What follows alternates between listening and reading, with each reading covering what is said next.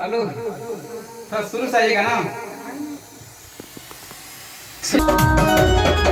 हमरा नइखे भैया सुनिला कन्हैया भाई बनके आई जइता ना ए कान्हा हो हथवा में राखी बांधवाई जइता ना ए कान्हा हो हथवा में राखी बांधवाई जइता ना।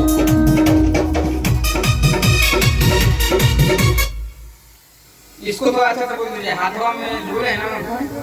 बोलिए तो किसे हाथवा में।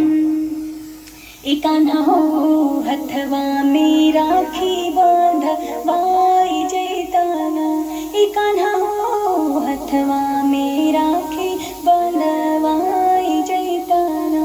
ठीक है ना, उसको थोड़ा सा भाव दिखाइएगा ना, गाते जाइए उसको से।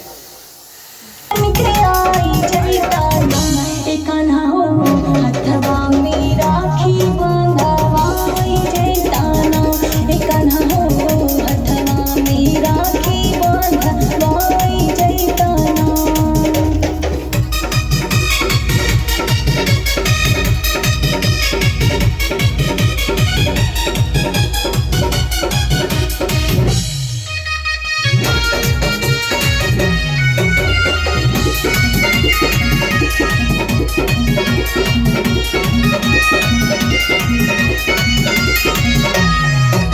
अपना बहिनिया के छोड़ला अकेला तू काजन बैनट बड़े दुख कितना देला।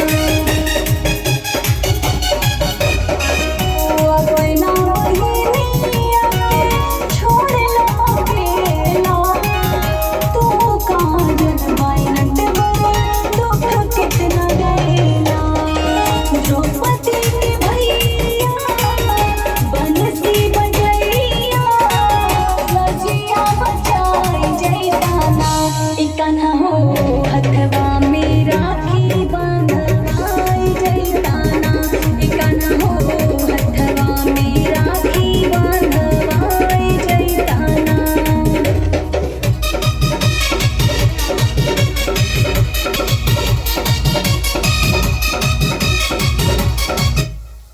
हेलो जो मुखड़ा आएगा थोड़ा सा लास्ट में आ जाइएगा, ठीक है ना। अच्छा ठीक है लास्ट टाइम रहेगा जो हम कर रहे हैं जी, आगे 2 मिनट जाएगा, जी ठीक है। जी ठीक है। मुखड़ा आइएगा शुरू से। मुखड़ा कैसे है बोलिए थोड़ा सा। हमरा नइखे भैया सुनिला कन्हैया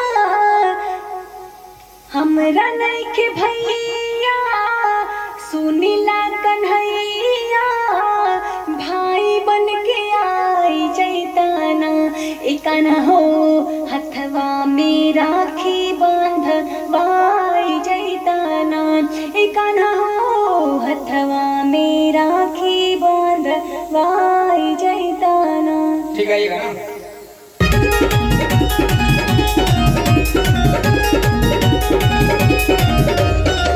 हमरा नइखे भैया सुनिला कन्हैया भाई बनके आई जइता ना। हमरा नइखे भैया सुनिला कन्हैया भाई बनके आई जइता ना ए कान्हा हो हथवा में राखी बांधवाई जइता ना ए कान्हा